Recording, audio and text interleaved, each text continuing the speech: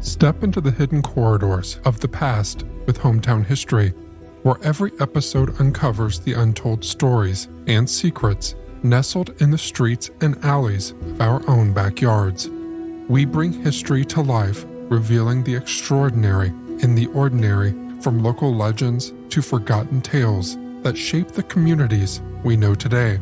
Tune into Hometown History and embark on a journey through time, right from where you are.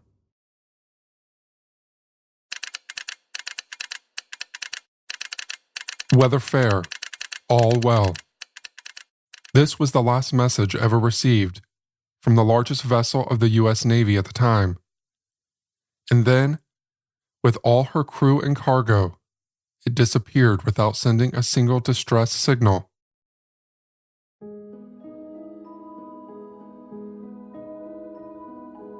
Hello, friend.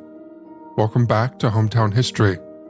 This is the story of the U.S.S. Cyclops, a mystery that has puzzled sailors, historians, and explorers for a century now. Let's see if we can figure it out. The U.S.S. Cyclops had an elaborate career, with all the missions she participated in. It was launched on May 7, 1910, by William Cramp and Sons in Philadelphia, and entered service on November 7, 1910. As part of the Naval Auxiliary Service with the Atlantic Fleet, she went on a journey to the Baltic from May to June 1911 to supply ships of the 2nd Division. After returning to Norfolk, Virginia, she operated along the East Coast, ranging from Newport, Rhode Island to the Caribbean, supporting the fleet. Later, during the U.S. occupation of Veracruz, Mexico, in 1914 and 15, the Cyclops provided coal to patrolling ships and assisted in evacuating refugees, earning praise from the U.S. Department of State. But this glorious career was about to be cut short. With the U.S. entering World War I, the Cyclops was officially commissioned on May 1, 1917, to participate in a convoy to Saint-Nazaire, France, in June 1917. She then returned to the U.S. in July and primarily served along the East Coast until January 9, 1918, when she was transferred to the Naval Overseas Transportation Service. Following this assignment, she traveled to the Brazilian waters to supply fuel to British ships in the South Atlantic, again receiving accolades from the U.S. State Department and the Commander-in-Chief. This would be the final trip she took. The U.S.S. Cyclops left Rio de Janeiro on February 16, 1918, and arrived in Salvador 4 days later. After a brief stop, it set sail directly for Baltimore, Maryland, loaded with manganese ore. Now, even as she started the journey, there were concerns that the ship was carrying more than its maximum capacity of 8,000 long tons. And to add to the rocky start, before departing, Commander Worley reported that the starboard engine had a cracked cylinder and was out of commission. Even the survey board confirmed the issue and recommended that the ship be returned to the U.S. for repairs. Despite this, the Cyclops made an unplanned stop in Barbados due to being overloaded, as evidenced by the water level being above the Plimsoll line. For those of you who are not aware, the Plimsoll line on a ship is a special marking located on the hull that indicates the maximum depth a vessel can safely be submerged when it is loaded with cargo. It is just a way of ensuring the stability and safety of the ship. So the vessel was already in dangerous waters, so to speak.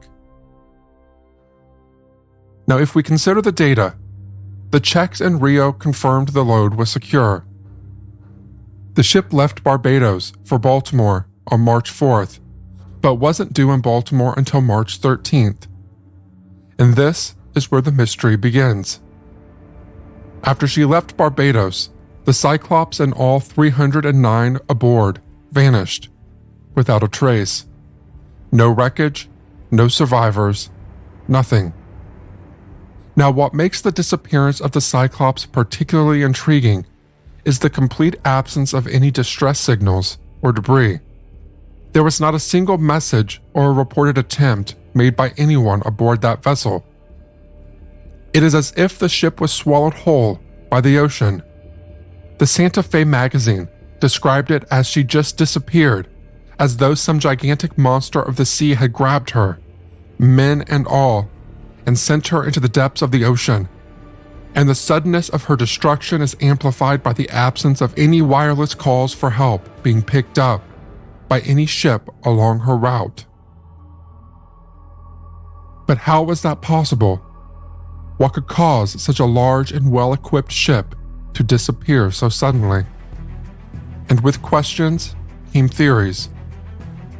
First, let's consider the condition of the Cyclops herself. We know that reports from before her final voyage noted that the ship may have been overloaded. This was her first journey carrying dense cargo, like manganese ore, which was far heavier than the coal she usually transported.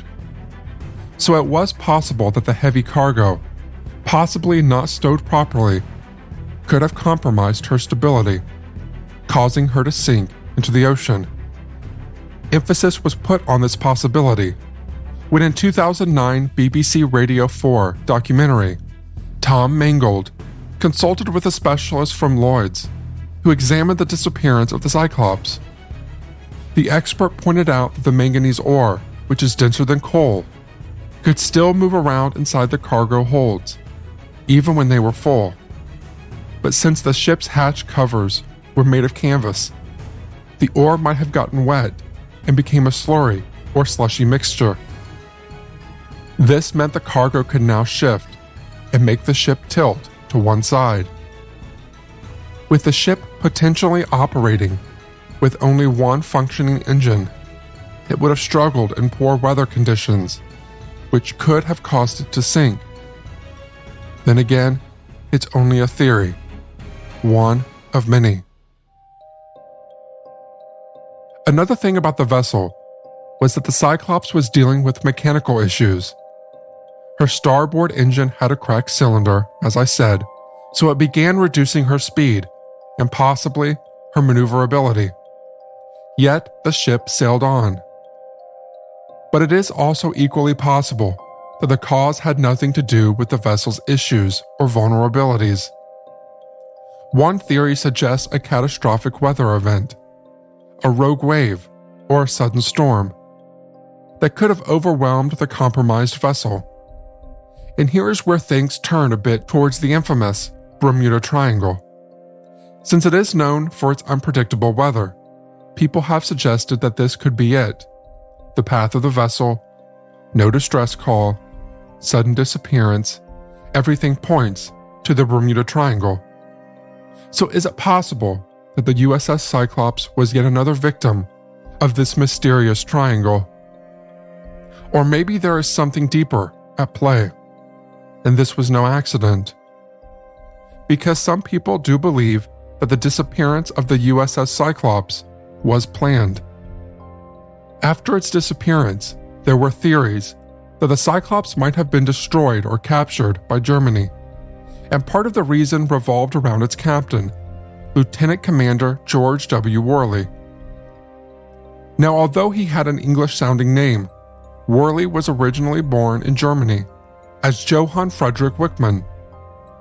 Like many before him, he changed his name after immigrating to the United States. There were rumors among the crew that referred to him derogatorily as a damned Dutchman, misunderstanding Deutsch, which is the German word for German, as Dutch. This, combined with his heritage, fueled speculations during his command in the U.S. Navy that he might have sympathies for Germany during the war that was going on. But these suspicions seemed unfounded, because thorough checks of German records after World War I showed no evidence of Worley's collusion with any enemy. So he was clean. Or was he? Despite not likely being a covert German agent, Captain Worley was not without other controversies. There were unverified reports of mutiny against him, with accusations from his crew that he was a drunk and unfit to command, a serious charge for someone responsible for such a critical naval ship. Worley was also described as an eccentric person, known to walk around the deck in just his hat, a cane, and his underwear. Conrad Nervig, a colleague of Captain Worley, wrote an article for the U.S. Naval Institute Proceedings in 1969 and described him as a gruff, eccentric salt of the old school, given to carrying a cane, but possessing few other cultural attainments. He was a very indifferent seaman and a poor, overly cautious navigator, unfriendly and taciturn. He was generally disliked by both his officers and men. And according to other accounts, he was pretty extreme in his authority. But after an attempted mutiny, it was reported that he harshly punished those involved, and apparently even executed one mutineer. Now, how much of this is true? Nobody can really tell. Either way, his reputation has taken a massive hit. The U.S. consul in Barbados expressed a deep-seated dislike for Captain Worley from the rest of the officers in a letter to the State Department following the disappearance of the Cyclops. The consul speculated that the ship's fate might have been something dire, though this was based more on personal feelings towards Worley than concrete evidence.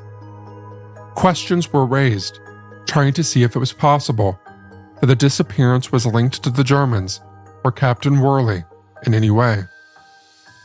The answer was never found. Coming back to the vessel itself, another possibility was that there was a flaw in the design of the U.S.S. Cyclops, because the structural integrity was questionable. The Cyclops had sister ships, the U.S.S. Jupiter, U.S.S. Nereus, and U.S.S. Proteus, with similar designs, and some naval experts believe that these designs may have had flaws that made them unsuitable for transporting heavy cargoes like manganese ore, something that the U.S.S. Cyclops was carrying that day. But a rather funny thing here is the fate of these sister ships. Notably, U.S.S. Nereus and U.S.S. Proteus also ended up disappearing in the Bermuda Triangle during World War II under similar circumstances. 3 ships aren't a coincidence, they are a pattern. Is it the fault of the maker, the ship's captains, or the mystery of the Bermuda Triangle itself? After the disappearance, the U.S. Navy conducted an investigation into this matter, but there was nothing conclusive. The official statement at the time was the disappearance of this ship has been one of the most baffling mysteries in the annals of the Navy, all attempts to locate her having proved unsuccessful. Even though there were a lot of speculations related to this disappearance, the Cyclops' fate remained a mystery over the years, a puzzle that neither time nor technology has solved. Yet, hope persists. Marvin Barish, a descendant of one of the Cyclops' firefighters, has dedicated years to piecing together the ship's story, combing through naval records and personal testimonies. Based on his research, he believes a catastrophic combination of mechanical failures and a rogue wave might have sealed the Cyclops' fate, possibly as she traversed over the Puerto Rico Trench. This is the deepest part of the Atlantic Ocean, located at the southern boundary of the Bermuda Triangle. This area reaches depths nearly as great as Mount Everest's height, which means exploration is pretty difficult. This can be the reason that no remains of the vessels were ever found. Maybe the trench is hiding the Cyclops and other shipwrecks that will remain there forever. Now, as undersea exploration advances, there's hope that the U.S.S. Cyclops might yet be found. offering closure to the families of the 309 souls aboard, solving a century-old mystery. And that's it for today's episode. Thank you for listening to Hometown History, and be sure to follow along for more stories from the past. Hi, I'm Karina Beamisturfer, host of Morning Cup of Murder, your daily true crime podcast. Yes, you heard me right, daily true crime. Every day, Morning Cup of Murder tells you a straightforward, short-form story about murder, true crime, cold cases, disappearances, serial killers, cults, and more.